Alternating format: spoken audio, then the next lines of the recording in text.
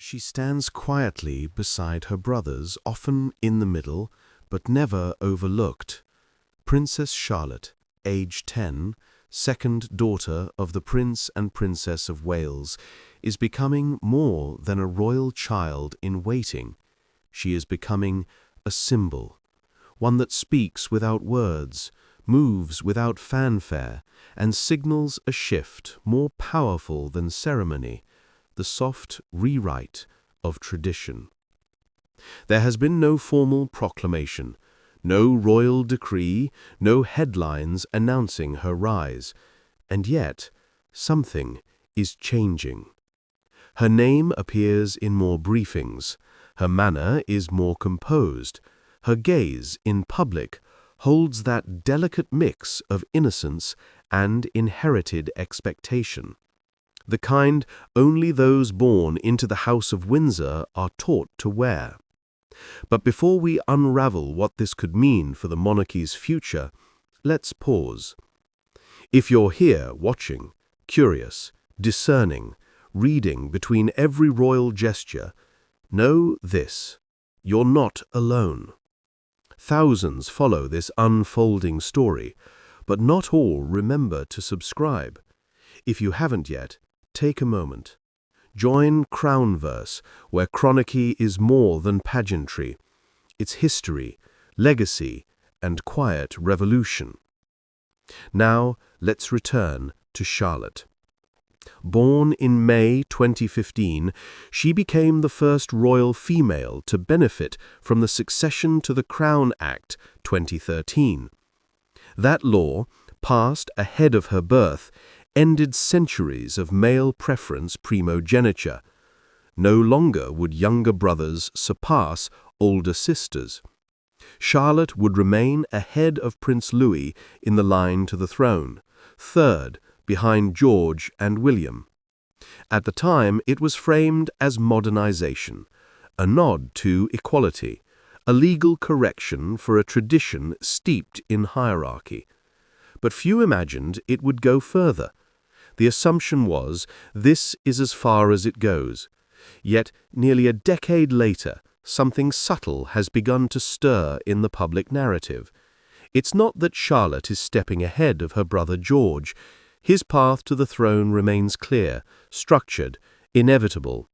But Charlotte's role is evolving beyond what her predecessors, princesses by blood, not marriage, have ever been shaped to become.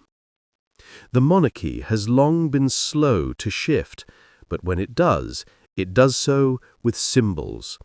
A brooch reworn, a portrait adjusted, a single seating change at a ceremonial balcony event.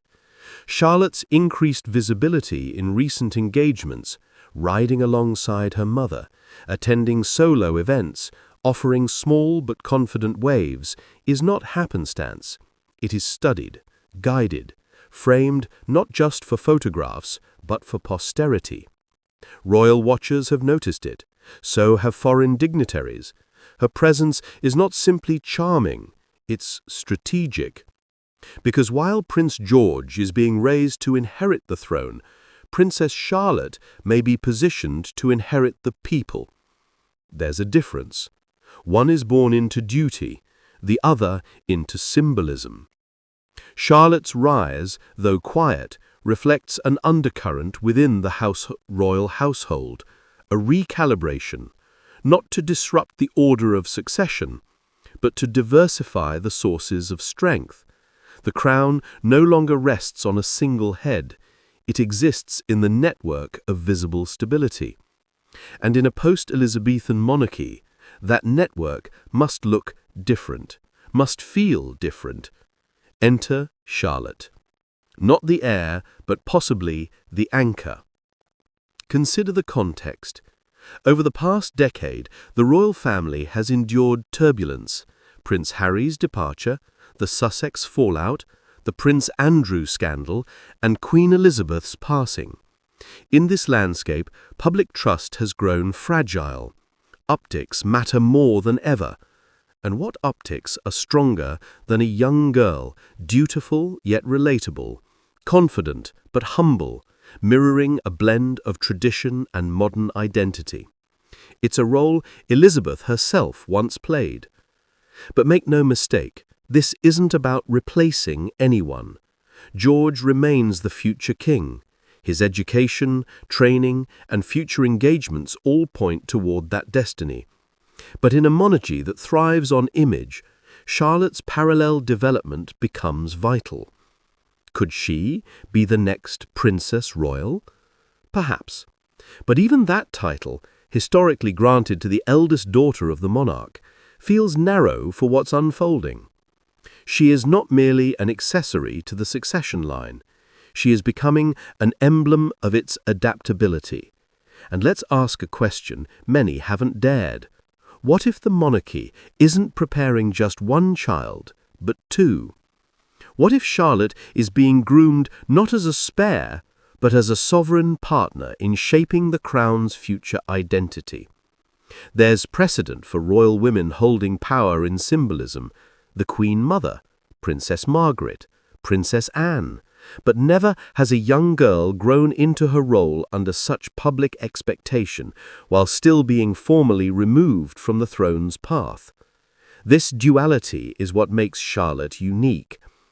She represents the end of male primogeniture's unchecked power and the beginning of a monarchy that performs gender equity not just in law, but in optics.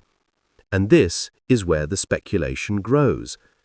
There have been no leaks of constitutional changes, no internal memos suggesting Charlotte might ever take the throne ahead of George, but there are quiet indicators, a slow accumulation of choices, images, and emphasis that position her more than a ceremonial presence. And that leads us to the hypothetical. If in decades to come the monarchy faces a crisis of succession, perhaps unforeseen circumstances or a cultural turning point, could the crown invoke Charlotte's presence as a stabilizing force, not as a queen regnant, but as a co-symbol, a modern iteration of sovereign support? It wouldn't require legal change, just public trust. And that is what this all hinges on: trust. Charlotte's growing visibility builds familiarity. Familiarity breeds comfort. And in royal life, comfort equals credibility. The crown doesn't just require heirs, it requires reflections, individuals who embody what the people hope the institution can become. Charlotte, knowingly or not, is becoming one of those reflections. Her future titles remain unknown. Whether she becomes a duchess, a royal envoy, or takes on the mantle of her great-aunt Anne's legacy as Princess Royal, her trajectory is quietly ascending. The rulebook may not be rewritten in ink, but it is being edited in sentiment. Public sentiment shapes perception, and perception in a monarchy is power.